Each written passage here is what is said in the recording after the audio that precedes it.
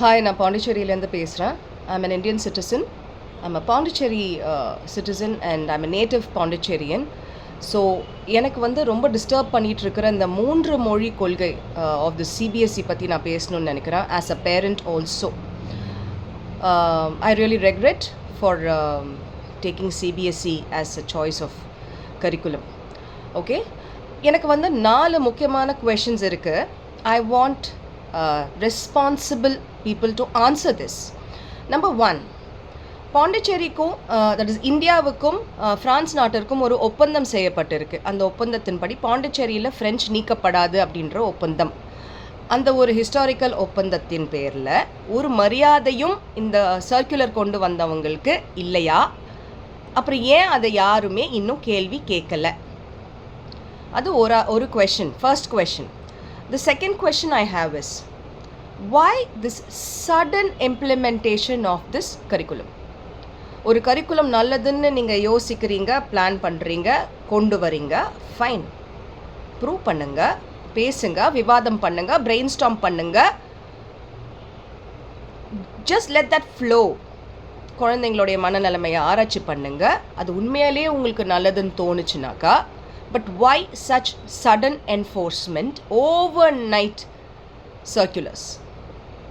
அப்போ இந்த குழந்தைங்களுடைய மனநிலைமை, the stress or what they'll face or what kind of effort they need to put, about the parents, about the schools, about the teachers, இங்கே யாருக்கும் அங்கே கொஞ்சம் கூட மனிதாபிமான அடிப்படையில் ஒரு கன்சிடரேஷனே இல்லையா? This one. Second one. Third one, Pondicherry has BA French in 2 colleges, MA French in PG Center and universities.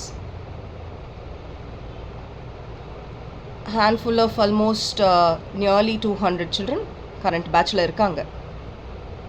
Okay, but what is their employment future?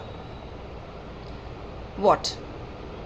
Fourth, UAE has more than 100 CBSE schools எனக்கு தெரிஞ்சு, nearly 100 schools எனக்கு தெரிஞ்சு, இந்த entire UAE CBSE schools.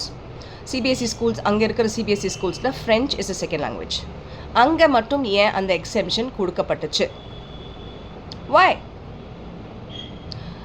Indian children, Pondicherry children are any lesser than the UAE children? When a government can give exemption to some other country's children, when your curriculum is the same in all the countries, when you can consider all these things for another country, ஏன் நம்ம நாட்டு பிரஜைகளுக்கு, இங்கே இருக்கிற குழந்தைங்களுக்கு ஏன் அந்த consideration இல்லை? இந்த 4 கொஷின் எனக்கு இருக்குது. தயவுசெய்து பதில் சொல்லுங்கள். BA French, MA French students 200 பேர் கிட்ட இருக்காங்க.